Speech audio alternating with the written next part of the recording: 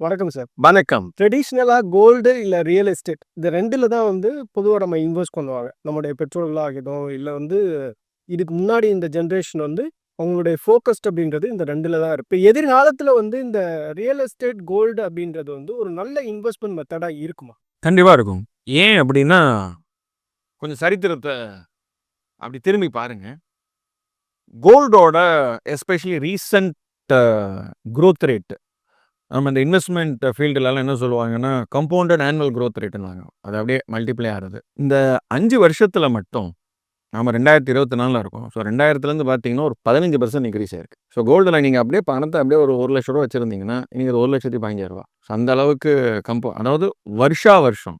So 1,15,000ங்கிறது 5 வருஷத்துல கிடையாது. 15% annual compounded growth rate இருக்கும். ஒரு எக்ஸாம்பிள் சொல்றேன். ஒரு 20 வருஷத்துக்கு முன்னாடி ஈக்விட்டில போட்டிருந்தீங்கன்னா, 1,00,000 ரியல் எஸ்டேட் நிலத்துல போட்டு, இல்ல தங்கத்துல போட்டா, என்ன 20 வருஷத்துல அந்த 1,00,000 எவ்வளோ ஆயிருக்கும்? தங்கத்துல போட்டிருந்தீங்கன்னா 10 மடங்கா இருக்கும். ஸோ இதே அ நிலத்துல போட்டிருந்தீங்கன்னா 6,00,000 ஆயிருக்கும்.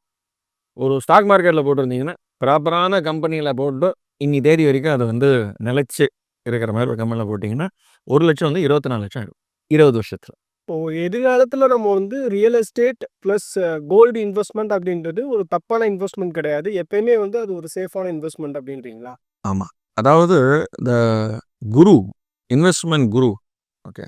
அவங்கலாம் என்ன சொல்றாங்க அப்டின்னா, பணத்த நீங்க இன்வெஸ்ட் பண்ணணும். சேமிப்ப முதலீடாக்கணும்.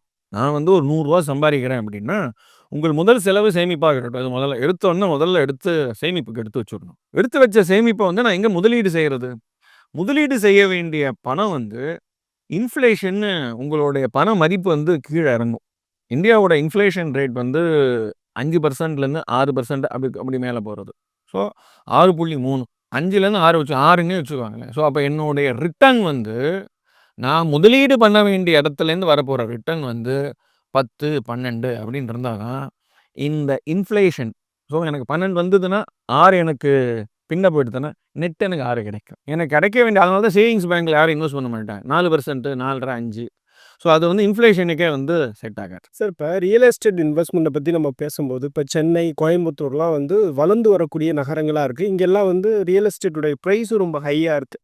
இப்போ இதை தாண்டி வேற எந்தெந்த பிளேசஸ்லாம் ஃபியூச்சரில் ரியல் எஸ்டேட் ஒரு நல்ல தமிழ்நாட்டை பற்றி மட்டும் சொல்கிறேன். நம்ம பிரதான் மந்திரி ஐயா சில வருடங்களுக்கு முன்னாடி ஸ்மார்ட் சிட்டி அப்படின்னு ஒரு ப்ராஜெக்ட் கொண்டு வந்தார். தமிழ்நாட்டில் மட்டும் 5 டீ அந்த டீனா காஃபி குடிக்கிற டீ, காஃபி டீ கிடையாது.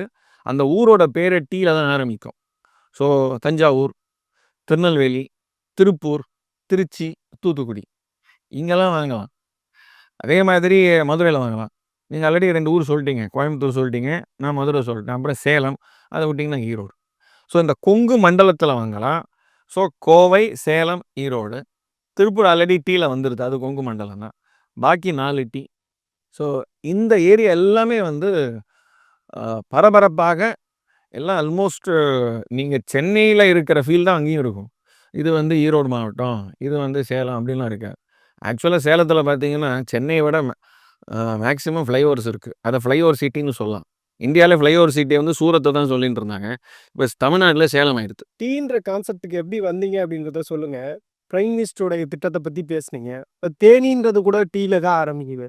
கலெக்ட் பண்ணி பார்க்கும்போது ஆமாம் சொல்கிற மாதிரி டீல ஆரம்பிக்கக்கூடிய எல்லா டிஸ்ட்ரிக்ஸ்லையுமே ஓரளவு டெவலப்பிங் சிட்டிஸாக இருக்குது. 2வது இயற்கை வளங்கள் எல்லாமே இருக்கிறதுனால அங்கே டிமாண்ட் இருக்கிறத பார்க்க முடியுது. கண்டிப்பாக அதுவும் ஒரு வளர்ந்து வரும் தேனிங்கிறது அது ஒரு இயற்கை சூழ்ந்த இருக்கிற ஒரு அற்புதமான ஒரு இடம்.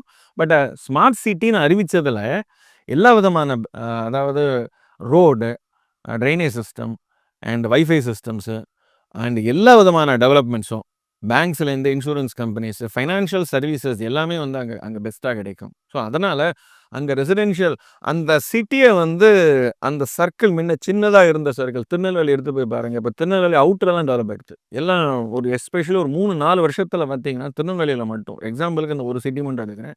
எவ்வளவு இண்டிவிஜுவல் ஹவுசஸ் திருநெல்வேலியை சுற்றி இருக்குது அப்படின்னு பார்க்கலாம். அதே மாதிரி தான் ஈரோடு மாவட்டமும், மதுரை நீங்கள் எடுத்துக்கலாம், சேலம் எடுத்துக்கலாம். ஒன்று இந்த ஸ்மார்ட் சிட்டியில் இருக்கிற அத்தனையுமே அவ்வளவு டெவலப்மெண்ட் ஆகிட்டு. சார் இப்ப சென்னை, கோயம்புத்தூர பத்தி பேசுனோம். எப்படி ஃபிகர் அவுட் பண்றது சார்? இந்த சிட்டி இல்ல இந்த பிளேஸ் வந்து டெவலப்பிங்க்கான ஒரு நேச்சர் இருக்கு. இந்த சிட்டி வந்து அடுத்த ஒரு 5 வருஷத்துல நிச்சயமா இதுக்கான ரியல் எஸ்டேட் பிரைஸ் வந்து ரொம்ப டிமாண்டிங்கா இருக்கும். அப்படின்னு எப்படி ஃபைண்ட் அவுட் பண்றது? ஒரு தம்ப் ரூல் சொல்றேன். எல்லாரும் சொல்லுவாங்க, நீங்க அட்வர்டைஸ்மென்ட்லாம் பார்ப்பீங்க. பக்கத்திலேயே ஸ்கூல் இருக்கு, பக்கத்திலேயே ஹாஸ்பிட்டல் இருக்கு, அப்படிலாம் சொல்லுவாங்க. முக்கியமான 2 விஷயம் மட்டும் எப்பவுமே ஞாபகம் வச்சுக்கோங்க. 2 கண்ணு மாரின்னு அர்த்தம் அதுக்கு. ஆக்சஸபிலிட்டி இருக்கணும். அந்த ஏரியாக்கு நீங்க ஒரு ஒரு 5 கிலோமீட்டர் தள்ளி, 10 கிலோமீட்டர் தள்ளி ஒரு சிட்டியோட அவுட்டர்லேருந்து ஒரு இடம் நிலம் வாங்குறீங்கன்னா, அந்த இடத்துக்கு ஆக்சஸபிலிட்டி கரண்ட்டா எப்படி இருக்கு? ஃபியூச்சர்ல ஏதாவது ப்ராஜெக்ட்ஸ் வந்து அதனால தான் எப்பவுமே டிவி, நியூஸ் பேப்பர் அதெல்லாம் படிச்சுட்டே இருக்கணும். என்னென்ன ப்ராஜெக்ட்ஸ்லாம் அனௌன்ஸ் பண்றாங்க? எங்கெங்கெல்லாம் 100 அடி ரோடு வருது? எங்கெங்கெல்லாம் 50 அடி ரோடு வருதுன்னு. அதெல்லாம் அந்த மாரி கனெக்டிவிட்டி இருக்கிறது நம்பர் 1. இது ஒரு கண்ணு. 2வது கண்ணு குடி தண்ணீர். ஸோ அந்த நிலத்தடி நீர் எவ்வளோ இருக்கு? அதே மாதிரி அந்த நிலம் வந்து கீழ் மட்டத்தில இருக்கா? கொஞ்சம் மேல் மட்டத்தில இருக்கா? எப்படி வந்து அதனோட சரவுண்டிங்ஸு? ஸோ ஒரு மழை பெஞ்சதுன்னா அங்க எப்படி இருக்கும்? நிலத்தடி நீர் வாங்கிக்குமா? தண்ணி தேங்குமா?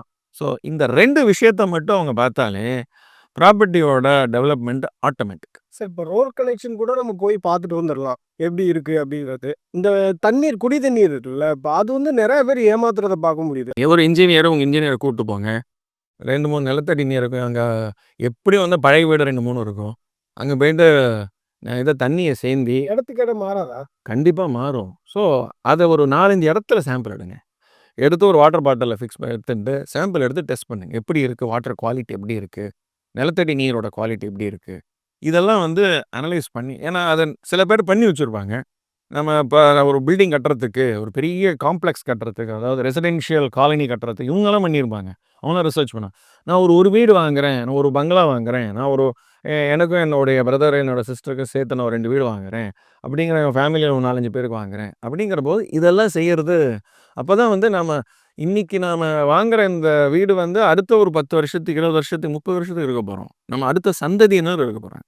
அதுல முக்கியமானது தண்ணி. எப்படி மக்கள் வந்து ட்ராப்ல விழுந்துடுறாங்க அப்படின்றத பத்தியும் பேசலாம் சார். இப்ப சில பேர் வந்து வீடு வாங்கணும்னு போறாங்க. நல்ல நோக்கத்தோட போவாங்க. நெறைய பேர்ட்ட விசாரிப்பாங்க. இருந்தாலுமே கூட வந்து சரியான ஒரு பேப்பர் செக்கிங் எதுவுமே இல்லாம போயி அவங்க வந்து மாட்டிக்கிறாங்க அப்படின்றதையும் நம்ம பார்க்கணும். அற்புதமான ஒரு இந்த விஷயங்கள் எல்லாம் பார்த்து முதல்ல வீடு வாங்கணும். நல்ல கேள்வி.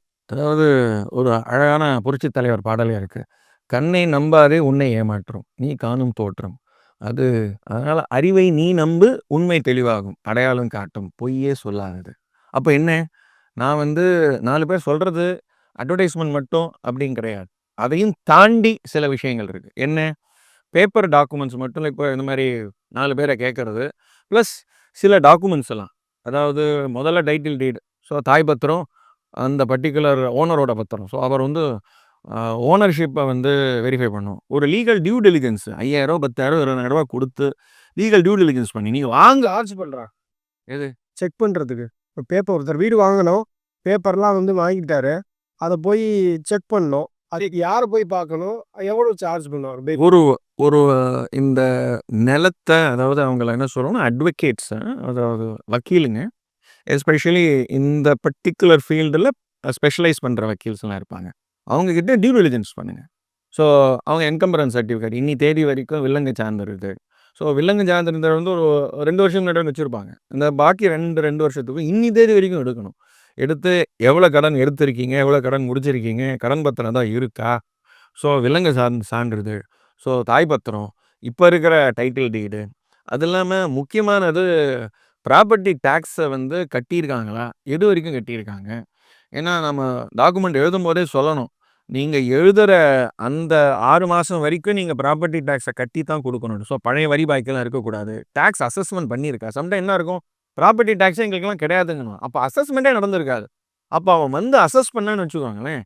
ஸோ எண்ணிலேருந்து 10 வருஷம், 20 வருஷத்துக்கு முன்னாடிலேருந்து நீங்க வந்து அந்த நாங்க வந்து கன்வெர்ட் பண்ணிட்டோம். இந்த லேண்ட வந்து ரெசிடென்ஷியல் லொக்காலிட்டியா நாங்க ஜோன் கன்வர்ஷன் பண்ணிட்டோம்.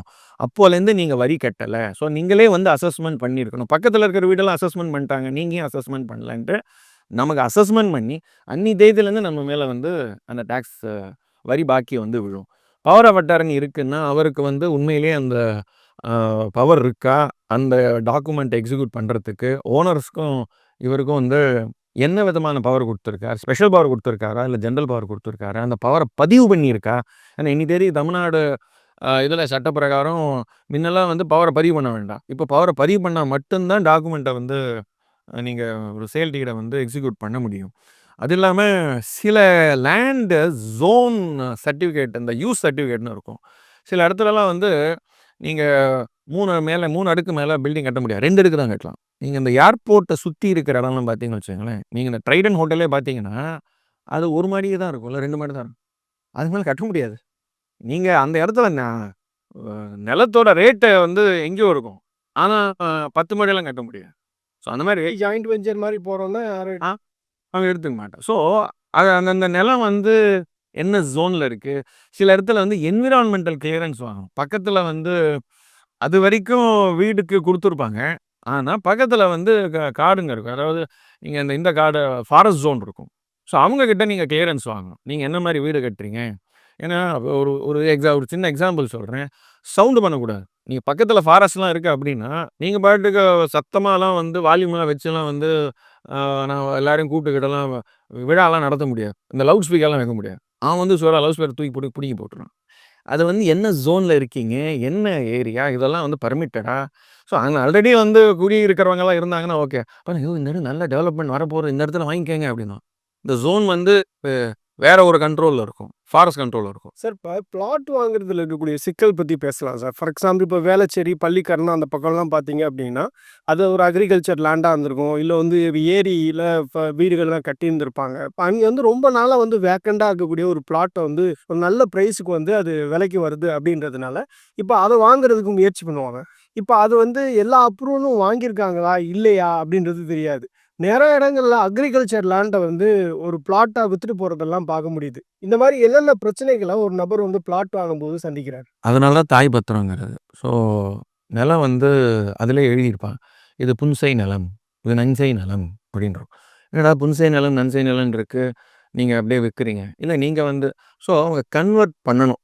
அந்த வந்து சம்டைம் என்ன சொல்லுவாங்க, ஆ வேற யாரோ அப்பா, தாத்தா பேர்ல இருக்கும். அதில வந்து ஒரு பையன் வந்து விப்பான். ஸோ அப்போ வந்து மியூட்டேஷன் பண்ணியிருக்கணும். ஒண்ணு ப்ராப்பர்ட்டிய டிவைட் பண்ணியிருக்கணும். இல்ல சக்சஷன் சர்டிஃபிகேட் வச்சிருந்து எல்லாரும் கையெழுத்து போடணும். ஸோ இதுதான் என்னுடைய இடம். இந்த இடம் மட்டும் தான் நான் விக்கிறேன். தாய் பத்திரத்தில வந்து 4 ஏக்கர் இருக்கும். இவருக்கு டிவைட் பண்ணி குடுத்தது வந்து ஒரு 2 கிரவுண்டு இல்ல 4 கிரவுண்ட் இருக்கும். அத மட்டும் தான் அவர் விப்பாரு. ஆனா அவர் பத்திரம் குடுக்கும்போது 4 ஏக்கருக்கு உண்டான பத்திரம் குடுப்பாரு. நீங்க 4 ஏக்கர் வாங்குறீங்களா? இல்ல. நீங்க வாங்குறது வந்து இந்த 4 கிரவுண்டோ இல்ல 2 கிரவுண்டோ 1 கிரவுண்டு தான். அப்ப அந்த 1 கிரவுண்டுக்கு உண்டான மியூட்டேஷன் சர்டிஃபிகேட்டு, அதுக்கு உண்டான ஈசி, அந்த ப்ரொபோர்ஷனேட்டு, அவருக்கு சக்சஸ் அது ஆக்சுவலா அவர் பேர்ல வந்து இடமே இருக்காது. தாத்தா பேர்ல இருக்கும். இல்ல கொள்ளு தாத்தா பேர்ல இருக்கும். அப்போ சக்சஷன் சர்டிஃபிகேட் பிரகாரம் வந்து மியூட்டேட் பண்ணி இவர் பேர்ல இருக்கணும். இவர் பேர்ல பட்டா இருக்கணும். பட்டா இல்லன்னா, நீங்கலாம் வாங்கி அப்புறம் எனக்கு குடுங்க. இல்ல சார் நீங்க வாங்கிட்டு நீங்களே பட்டா போட்டுக்கங்கலாம். அப்ப அந்த பட்டா வாங்கும்போது எல்லாரும் கையெழுத்து போடணும். ஸோ அதனால இந்த லீகல் டியூ டிலிஜென்ஸ் கரெக்ட்டான ஒரு வக்கீல வச்சுண்டு, எப்பா என்னோட இந்த சேல் டீட காமிச்ச உடனேயே இந்த ஈபி நம்ம பேர் மாத்திரணும். அதே மாரி இது பட்டா வந்து மாறணும். எல்லாம் மாறதுக்கு உண்டான டாக்குமெண்ட் வந்து ரெடியா வச்சுக்கணும். இல்லன்னா அந்த டாக்குமெண்ட்ட ரெடி பண்ணிட்டு தான் நம்ம சேல் டீடே போடணும். இப்போ அபார்ட்மெண்ட்லலாம் இந்த மாரி பிரச்சனைகள்லாம் வராதா? கண்டிப்பா வரும். இது அவங்க என்ன சொல்லுவாங்க, "நாங்க எல்லா கிளியரன்ஸும் வாங்கிட்டோம். அப்ரூவல் வாங்கிட்டோம்" அப்படின்னுவாங்க. அதெல்லாம் வாங்கிக்கங்க. ஒரு காப்பி வாங்கிக்கங்க. ஸோ அவன் என்ன சொல்றான், நீங்கலாம் வந்து வாங்கிக்கிறேன்னு ஒரு அட்வான்ஸ் குடுத்தா தான் நான் அதெல்லாம் குடுப்பேன். பேசிக்கா என்னென்ன அப்ரூவல் வந்து ஒரு அபார்ட்மெண்ட் வாங்கும்போது பார்க்கணும்? Plan approval. ஃபர்ஸ்ட்டு வந்து பிளான் அப்ரூவல். 2வது வந்து நீங்க ஏன்னா சாவி குடுக்கும்போது கம்ப்ளீஷன் சர்டிஃபிகேட் குடுப்பாங்க. ஸோ கம்ப்ளீஷன் சர்டிஃபிகேட் வாங்கணும். கம்ப்ளீஷன் சர்டிஃபிகேட் அது வந்து நார்மலா பில்டிங்க கட்டுன முடிச்சதுக்கப்புறம் அந்த பர்ட்டிகுலர் கார்ப்பரேஷனோ இல்ல சிஎம்டிஓ வந்து பார்த்துட்டு அதுக்கப்புறம் தான் அந்த கம்ப்ளீஷன் சர்டிஃபிகேட் பிளான் அப்ரூவலும், ரெரா அப்ரூவலும் ஒண்ணா சார்? இல்ல. ஸோ ரெராங்கிறது உங்களுக்கு நம்பர் ஆஃப் நான் வந்து ஒரு 8 அபார்ட்மெண்ட்டுக்கு கீழ கட்டுறேன். 8 வரைக்கும் கட்டுறேன். அப்போ ரெரா வராது. ஸோ ஒரே ஒரு கிரவுண்டுல 4 அபார்ட்மெண்ட் மட்டும் கட்டுறேன். ஒரு 2 கிரவுண்டு சேர்த்து ஒரு 6 அபார்ட்மெண்ட் கட்டுறேன். இல்ல 5 அபார்ட்மெண்ட் கட்டுறேன். ஸோ அப்பன்னா வராது. ஸோ ரெரா எப்போ வரும் அப்படின்னா, நீங்க ஒரு பெரிய லேண்ட் பார்சல வந்து டிவைட் பண்ணி சின்ன சின்னதா விக்கிறீங்க. ஸோ அதுக்கு ஒரு சைஸ் சொல்றான். ஸோ அந்த சைஸுக்கு மேல இருக்கணும். ஸோ 1 ஏக்கருக்கு மேல 2 ஏக்கருக்கு மேல நிலத்த நீங்க பிட் பண்ணி சின்ன சின்னதா விக்கும்போது ரெரா அப்ரூவல். ஸோ லேண்ட் பார்சல டிவைட் பண்ணி விற்கும்போது ரெரா அப்ரூவல் வேணும். ஒரு காலனி 8க்கு மேல அபார்ட்மெண்ட்டு 10, 12, 20, 40, 50, 400 அப்படின்னு பண்ணும்போது அந்த பிளானை வந்து ரெரால பதிவு பண்ணணும். இப்ப சென்னை மாதிரியான நகரங்கள்ல எவ்வளவு மாடி கட்டிடங்கள் வரை அலவுட்? இது சிட்டி டு சிட்டி மாறும். இதே நீங்க மும்பை போனீங்கன்னா, நிலமே இல்ல. ஆனாலும் அவன் வந்து பர்மிட் பண்ணுவான். இங்க வந்து அந்த பாலிசி நீங்க வந்து அதனால தான் கவர்மெண்ட் கொண்டு வர அந்த பாலிசிஸ் எல்லாம் சிஎம்டியோட சைட்டுக்கே போனீங்கன்னா தெரியும். அவங்களே வந்து பாலிசிஸ் வந்து நெறைய குடுத்துருக்காங்க. Area to area. ஸோ அந்த ஹைட் ஆஃப் பில்டிங்க்கு எத்தன ஃப்ளோர் வரைக்கும் அவங்க பர்மிஷன் குடுப்பாங்க. ஸோ நார்மலா வந்து எஃப்எஸ்ஐ அப்படின்னு பண்ணுவாங்க. ஸோ ஃப்ளோர் ஸ்பேஸ் இண்டெக்ஸ் அப்படின்னுவாங்க. இந்த எஃப்எஸ்ஐ வந்து ஏரியா டு ஏரியா மாறும். இப்ப நான் சொன்ன மாதிரி நீங்க இதுக்கு ஏர்போர்ட் பக்கத்துல இருந்தீங்கன்னா எஃப்எஸ்ஐ கம்மி. நீங்க ஒரு ரெசிடென்ஷியல் ஏரியாவா இருந்தீங்கன்னா, எஃப்எஸ்ஐ வந்து அந்த ரெசிடென்ஷியல் ஏரியாவுக்கு வேற. ஸோ இதே வந்து நான் ஒரு கமர்ஷியல் ஏரியால இருக்கேன். அப்ப எஃப்எஸ்ஐ இன்னும் ஜாஸ்தி குடுப்பாங்க. பீச் மாரியான இடங்கள்ல? ஆ அங்க வந்து உங்களுக்கு மணல் ஓட தன்மைய பொறுத்து தான் வந்து பில்டிங் பர்மிஷனே அந்த பிளான் பர்மிஷனே வந்து அந்த சாயிலோட ஸ்ட்ரென்த்த பொறுத்து தான். ஸோ அதனால சாயில் டெஸ்டிங்லாம் பண்ணி நீங்க ஒரு அப்ளிகேஷன் போடும்போது அதெல்லாம் பண்ணி தான் குடுக்கணும். சாயில் வந்து ஸ்ட்ரென்த்தா இருக்கு. அது இதுக்கு பக்கத்துல இருந்தாலும் சம்டைம் மார்ஷி லேண்டா இருக்கும். ஸோ அப்ப பர்மிஷனே குடுக்க மாட்டான். ஸோ நீங்க கட்டடம் கட்டுனீங்கன்னா அது சரிஞ்சிரும். இல்ல கிராக் விட்டுரும். சார், இப்ப பையிங் பத்தி நெறைய பேசினோம். அதே மாரி இப்ப செல்லிங்க பொறுத்தவரையில, இப்ப நான் வந்து ஒரு வீடு வச்சிருக்கேன். அந்த வீட வந்து விக்கணும்னு முடிவு பண்ணிட்டேன். அஸ் அ செல்லரா என்ட்ட என்னென்ன டாக்குமெண்ட்ஸ்லாம் கரெக்ட்டா இருக்கணும்? இப்போ நாம டிஸ்கஸ் பண்ண அத்தனை டாக்குமெண்ட்டும் வேணும். தாய் பத்திரம் வேணும், பத்திரம் வேணும், தாய் பத்திரம் வேணும், ஈசி வேணும். அப்புறம் ப்ராப்பர்ட்டி டாக்ஸ் ரெசிப்ட் வேணும், land use certificate, power of attorney verification எல்லாமே வேணும். இதையும் தவிர நான் டைரக்ட்டா நானே வாங்கி நானே விக்கிறதா இருந்தா, நான் சொல்லப் போற இன்னும் அடிஷனல் 2 பாயிண்ட் அவசியம் இல்ல. ஆனா, இது எங்க அப்பாவோட ப்ராப்பர்ட்டி, எங்க அம்மாவோட ப்ராப்பர்ட்டி, எங்க தாத்தாவோட ப்ராப்பர்ட்டி. எனக்கு வந்து வழி வழியா வந்து ஃபேமிலில வந்த ஒரு சொத்து அப்படின்னா, முக்கியமானது சக்சஷன் சர்டிஃபிகேட் தான். ஸோ சம்டைம்ஸ் என்ன இருக்கும், வில் எழுதி வச்சுட்டு போயிடுவாங்க. ஸோ எனக்கு சர்டிஃபிகேட்ன்றது யாருக்கு இது சொந்தம்? யாருக்கு இது சொந்தம்? சம்டைம் என்ன ஆகும், அத வந்து டிவைட் ஆகியிருக்காது. ஸோ ஒரு ஒரு வீடு வந்து 4 கிரவுண்ட்ல இருக்கு. அப்போ ஒரு அக்கா, 4 தம்பிங்க இருக்காங்க. ஸோ 5 பேரு. ஸோ அப்போ 4 கிரவுண்ட் வந்து 5 பேருக்கு வந்து பாத்தியதை இருக்கு. அம்மாவும் இன்னும் இருக்காங்க. அப்பா இல்ல. அப்போ நான் என்ன சொல்றேன், என்னோட ஏரியா வந்து 6 பேர்ல வந்து 4 கிரவுண்ட டிவைட் பண்ணி நான் இந்த பீஸ் மட்டும் ஒரு 1500 நான் வித்துக்கிறேன்ட்டு. அந்த 1500 அவருதுன்னு எப்படி தெரியும்? ஸோ ஒண்ணு மியூட்டேட் பண்ணியிருக்கணும். மியூட்டேட்னா எல்லாம் டிவைட் பண்ணி இது உங்களுது, இது உங்களுதுன்னு சொல்லி டிவைட் பண்ணி மியூட்டேஷன் சர்டிஃபிகேட் வாங்கியிருக்கணும். பத்திரம் ஆஃபீஸ்ல. அது ஒண்ணு பண்ணணும். இல்லன்னா சக்சஷன் சர்டிஃபிகேட்ட வச்சுண்டு இவங்க எல்லாரும் வந்து பர்மிட் பண்றாங்க. ஸோ நான் என்னுடைய போர்ஷன் நான் விக்கிறதுக்கு 1/6 என்னோட ஷேர். அது விக்கிறதுக்கு இவங்க சக்சஷன் சர்டிஃபிகேட்ல எல்லாருமே வந்து கையெழுத்து போடணும். என் ஷேர் 1/6 விக்கிறது எனக்கு ரைட் உண்டு. ஆனா எந்த 1/6 அது மத்தவங்களும் எஸ் சொல்லணும் இல்லையா? சார், இப்ப சக்சஷன் சர்டிஃபிகேட் இல்ல. ஒரு எக்ஸாம்பிள் எடுத்துப்போம். இப்போ வந்து ஒரு அப்பா, அம்மா இருக்காங்க. 2 குழந்தைங்க. அப்பா, அம்மா வந்து இறந்துட்டாங்க. வயசானவங்க இறந்துட்டாங்க. அவங்க இருக்கும்போது வந்து சக்சஷன் சர்டிஃபிகேட் யார் யாருக்கு என்னென்ன அப்படின்றது வந்து எதுவுமே எழுதல. வில்லே எழுதலன்னு வச்சுக்கோங்களேன். இப்ப அந்த 2 குழந்தைகளுமே வந்து சொத்துல எனக்கு பங்கு உண்டு அப்படின்னு கேட்குறாங்க. ஒரு பெண், ஒரு ஆண் அப்படின்றப்ப, அந்த பெண்ணுக்கும் அதுல சம உரிமை உண்டா? இல்ல அந்த ஆணும் வந்து அப்பா, அம்மாவ கடைசி பார்த்துக்கிட்டேன் அப்படின்ற ஒரு லிவரேஜ்னால வந்து அதிகமா டிமாண்ட் பண்ண முடியுமா? நல்ல கேள்வி. இது வந்து அப்பா, அம்மா சம்பாதிச்ச சொத்தாவும் இருக்கலாம். தாத்தா, பாட்டியோட சொத்தாவும் இருக்கலாம். இருந்ததுன்னா இப்ப அப்பா, அம்மா உயிரோட இல்லைங்கிறதுனால 2 பசங்க ஒரு அண்ணன், தம்பி இல்ல அக்கா, தங்க இல்ல நல்ல அண்ணனும், தங்கச்சியும் இருக்கலாங்க. ஸோ அவங்க 2 பேருக்கும் ஈக்குவல் ஷேர் உண்டு. அதனால லேடீஸா இருக்கனா அவங்களுக்கு ஷேர் இருக்கு கிடையாது. கல்யாணம் பண்ணிட்டு போனா கிடையாது. அதெல்லாம் கிடையாது. ஸோ இதெல்லாம் வந்து சட்டத்துல மாறி அப்பா, அம்மா வந்து கடைசி வரையும் அவர் வீட்ல வச்சு பார்த்துக்கிறாரு. அந்த மாரிலாம் எந்த சட்டத்திலும் எழுதல. இந்தியாலன்னு ஒருத்தர் பொறந்தாங்கன்னா, அப்பா, அம்மா பார்த்துக்க வேண்டியது அவங்களோட தார்மீக கடமை. ஸோ நான் தான் பார்த்துன்னா சொத்துல எனக்கு வந்து அதிக ஷேர் இருக்குங்கிறது கேட்கறதெல்லாம் வந்து மடத்தனம், முட்டாள்தனம். முதல்ல அந்த மாரி சொல்றதே வந்து ஒரு தப்பான ஒரு எப்ப மெடிக்கல் எக்ஸ்பென்சஸ் எது பார்த்தாலுமே இருந்தா, அது அவங்களுடைய கடமை. அது அவங்களுடைய கடமை. ஒவ்வொரு இந்தியரும் அத வந்து அண்டர்ஸ்டாண்ட் பண்ணணும். அவங்க அப்பாவையும், அம்மாவையும் வந்து பார்த்துக்கிறதுங்கிறது, நான் பார்த்துன்னு அதனால சொத்து இருக்குன்னு அது என்ன டிரான்சாக்ஷனா? பிசினஸ் டிரான்சாக்ஷனா? அது அப்படி கிடையாது. ஆனா ஒரு டிஸ்கஷன் யாருமே அப்பா, அம்மா பார்த்துக்கவே இல்ல. அந்த தங்கச்சி வந்து வெளிநாட்டுல இருக்காங்க. வந்து 50% ஷேர் கேட்பாங்க. கேட்டா குடுக்கணும். இந்த நெறைய டிஸ்கஷன் டிபேட்ட பார்க்கும்பொழுது என்ன ஆகும்னா, இப்ப வந்து கல்யாணம் பண்ணி போயிட்டாங்க. அவங்க வந்து எந்த எக்ஸ்பென்சஸையும் பார்த்துக்கல. அவங்க ஒரு பக்கம் பார்க்காம இருக்காங்க. நான் ஒரு பக்கம் செலவு பண்ணியிருக்கேன் அப்படின்றப்ப, நீ நீ ஒரு கோரிக்கை தான். இதெல்லாம் வந்து பேசி சொல்லலாம். ஏம்மா நீ வந்து கேட்குற, உங்க எடுத்துக்கோ. அப்பா, அம்மாலாம் எவ்வளோ செலவு பண்ணேன். எனக்கு அதில ஏதாவது கொஞ்சம் குடு. நானும் கொஞ்சம் செலவு பண்ணியிருக்கேன். என் காசு தான் போட்டிருக்கேன். அப்படின்னு தான் வந்து கேட்கணும் ஒழிய, அதாவது குடும்பத்தில உட்கார்ந்து பேச வேண்டிய கஷ்டம்ன்றது வந்து 2 பேத்துக்கும் சமம். ஆமா சாமி. ஸோ நீ வந்து 50% கேட்கும்போது நாங்க குடுத்துடுறோம். செலவு பண்ணாத நான் என் பேக்லேருந்து போட்டுறேன். எனக்கும் குடும்பம்லாம் இருக்கு. குழந்தைங்கலாம் இருக்கு. அந்த செலவுல மட்டும் ஏதாவது கொஞ்சம் பார்த்து பண்ணு. அப்படின்னு தான் கேட்க முடியும். சார் இப்போ ஒரு வீட வாங்கும்போது, விக்கும்போது வந்து ஒரு பெரிய கன்ஃப்யூஷன் என்ன ஆகுது அப்படின்னா, இந்த டாக்ஸ பத்தி சரியான புரிதல் இல்ல.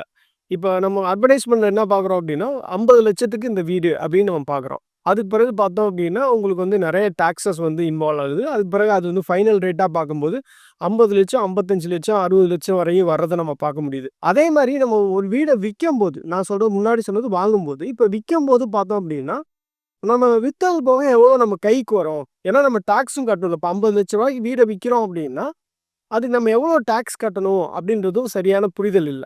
இப்ப பார்க்கக்கூடிய வியூவர்ஸ்க்கு ஒரு அண்டர்ஸ்டாண்டிங்க்கு வாங்கும்போது, விக்கும்போது எவ்வளோ டாக்ஸஸ் வந்து பிடிச்சிட்டு நம்ம கைக்கு வரும் அப்படின்றத சொல்லுங்க சார். ரொம்ப எளிமைப்படுத்திட்டாங்க இப்போ.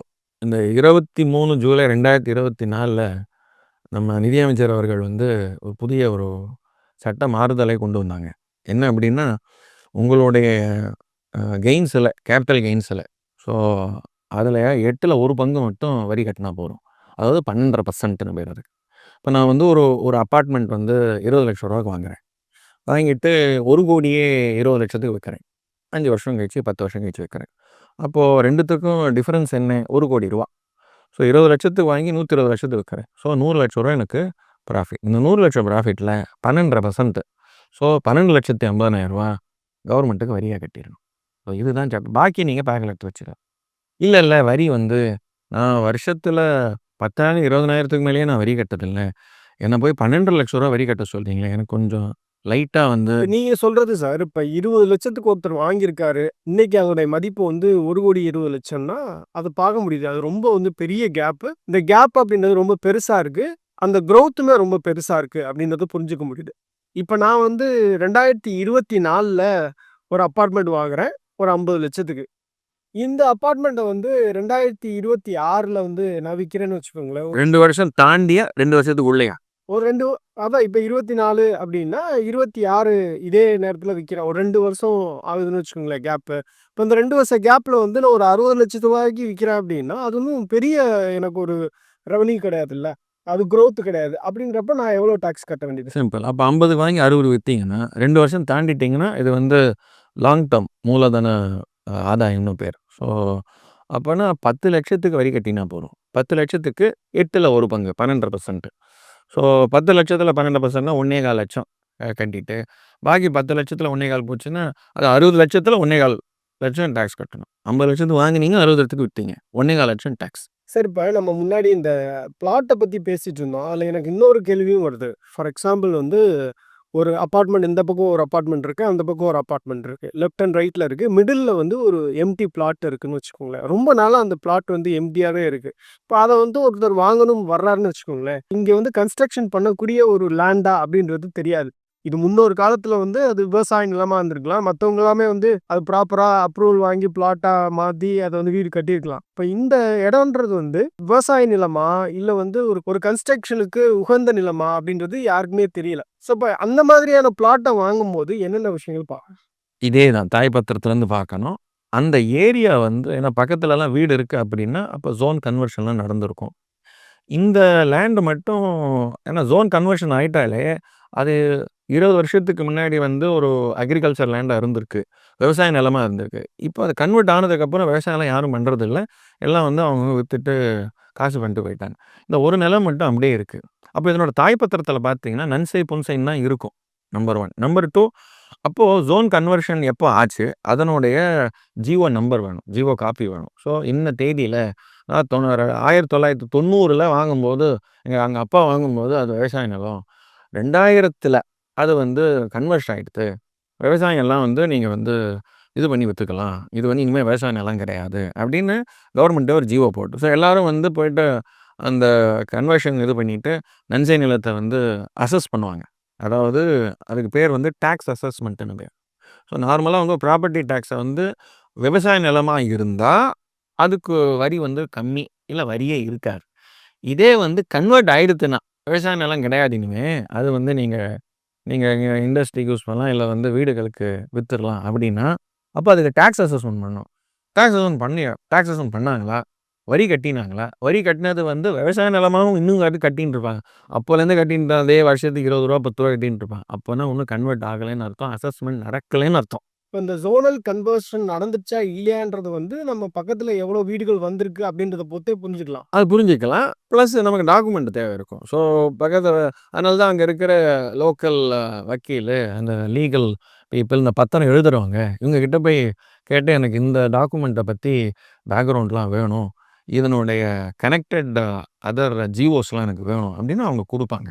ஸோ அதுக்கெலாம் ஏதோ ஒரு 2000 3000 யாராவது ஃபீஸ் சார்ஜ் பண்ணாங்க. கொடுத்து அதெல்லாம் வாங்கி வச்சுட்டு இன்னொரு வக்கீல்கிட்ட போய் கொடுத்து, இதெல்லாம் டாக்குமெண்ட்லாம் இருக்குது, இதெல்லாம் கொஞ்சம் வெரிஃபை பண்ணிவிட்டு நான் இந்த நிலத்தை விற்க முடியுமா முடியாதா அப்படிங்கிறதெல்லாம், இல்லை வாங்கலாமா அப்படிங்கிறது ஒரு ஒப்பீனியன் வாங்கிக்கலாம். சரி, சென்னையிலே வந்து காஸ்ட்லியஸ்டான ப்ரைஸ் இருக்கக்கூடிய ஏரியாஸ்னா என்ன சார்?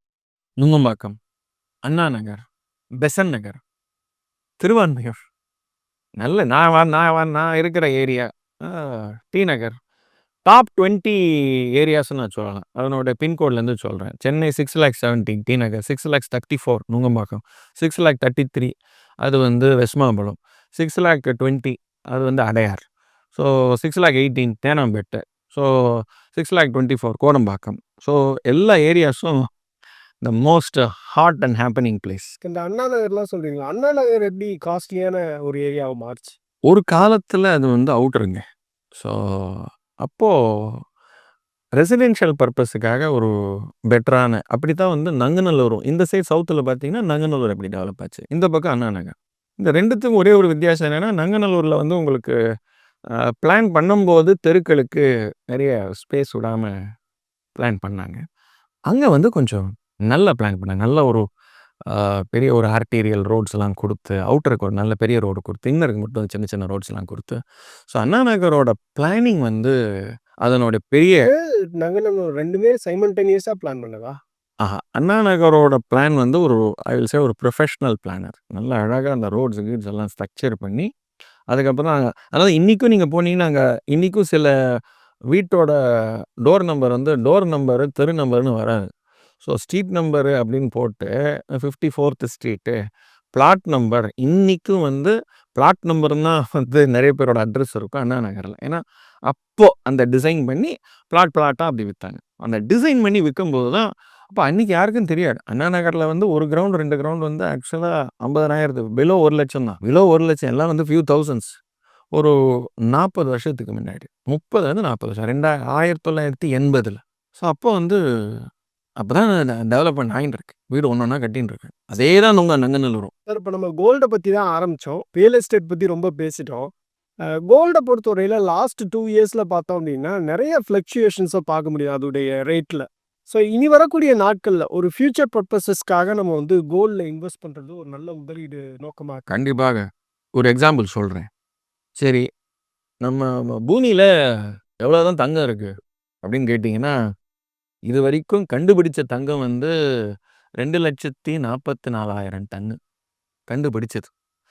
அதில் வெளியில் எடுத்த தங்கம், இந்த கேஜிஎஃப் மைன்ஸ் எல்லாம் நான் எல்லாம் சேர்த்து நான் சொல்கிறேன். ஸோ 1,87,000 டன் வந்து வெளியில் எடுத்தாச்சு. இன்னும் எடுக்க வேண்டியது இன்னும் உள்ளே இருக்குது, ரிசர்வ்ஸாக இருக்குது. பூமிக்கு அடியில் இன்னும் எவ்வளோ இருக்குது? 57,000 டன்னு தான் உள்ளே இருக்குது. அவ்வளோதான் இருக்குது தங்கமே. அதுக்கப்புறம் தங்கம் நீங்கள் வந்து பூமி வெளியில் தான் போய் தங்கத்தை எடுக்கணும். ஸோ தங்கம் இவ்வளோ தான் இருக்குது இப்போ.